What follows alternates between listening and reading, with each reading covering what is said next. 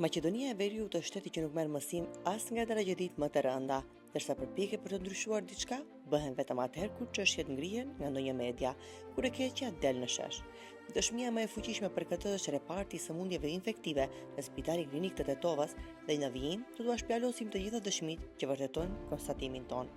Për 3 dekada që nga shpallja e pavarësisë është shumë vite më parë që kur është ndërtuar Spitali i Tetovës në repartin infektiv nuk është bërë asnjë investim, zero. Drejtori i cili qëndroi më gjatë në këtë udhëheci, Florin Besimi, për 12 vite, nuk u kujtua asnjëherë për këtë repart, e më pas drejtorët tjerë vetëm se kanë qenë kalimtar, eja njëri, kalo tek tjetri, premto e mos realizo. Objekti siç e shihni edhe ju, ka qenë diku i ndërtuar në vitin 1971 deri në vitin 1975. Në atë kohë është ndërtu dhe deri gjatë pandemisë nuk ka pasur diçka investime. Gjatë pandemisë, ashtu siç figurojnë edhe dokumentat lart në ne, në arkiv ka pat një lloj donacioni për shkak të pandemisë me shtretër dhe një investim shumë i vogël. Për atë kohë, domethënë deri në ditën e sotshme, këtu nuk ka pasur investime në këtë. Kështu që prej fillimit që kam marrë mandatin si drejtori i Spitalit Klinik të Tetovës, unë kam kërkuar një sken të gjithë objekteve të Spitalit Klinik të Tetovës, nga që së pari dhe nuk dim ka t'ja nisim. Shkaku në të gjitha objektet duhet investime jo minimale, po maksimale. Kështu që ne së pari kemi marrë çdo gjë me prioritet, më thonë duke filluar nga ana e pediatrisë.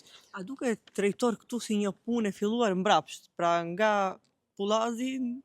Tani, ne kemi pasur inspektoriatin sanitar.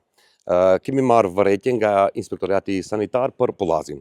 Me thonë që duhet të renovohet Pullazi, mandej që të fillim në pjesët tjera, ku është me thonë lirja, ngjyrosja, edhe në disa vende ku duhet edhe renovimet duke filluar prej drejtarëve zgjave të tjera. Mirë po, në fillim ne nuk deshim këtu të fillojmë me renovim nga shkaku, siç e dini edhe ju, për projektin që është nga ana e Ministrisë së Shëndetësisë. Drejtor, projekt për këtu, se cilin drejtor që e kam intervistuar e ka thënë të njëjtën. Të më jepet leja, do t'i rrezoj këto objekte, do t'a filloj...